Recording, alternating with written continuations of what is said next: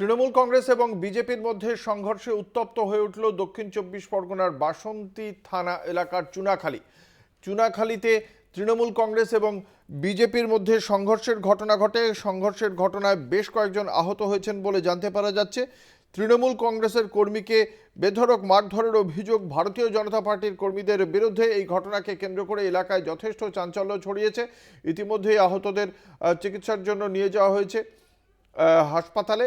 তাদের মধ্যে কয়েকজনকে প্রাথমিক চিকিৎসার পর ছেড়ে দিয়েছে, কিন্তু এই ঘটনাকে কেন্দ্র করে যথেষ্ট উত্তেজনা রয়েছে এলাকায়।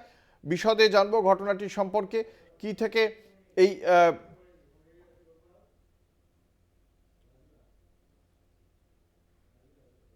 আমাদের সঙ্গে রয়েছেন আমাদের প্রতিনিধি রাজু দাস।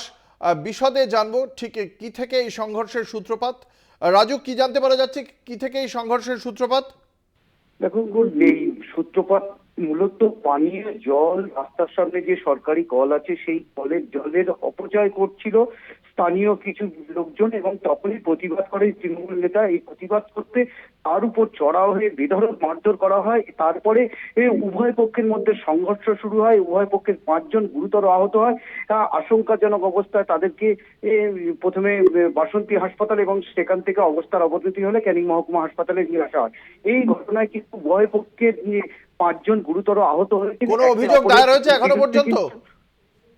এখনো পর্যন্ত উভয় পক্ষের 5 জন আহত হয়েছে, তাদেরকে স্থানান্তরিত করেছে। উভয় পক্ষে কিন্তু বাসন্তী থানায় অভিযোগ করেছে। এখনো কাউকে গ্রেপ্তার বা আটক করা সম্ভব হয়নি।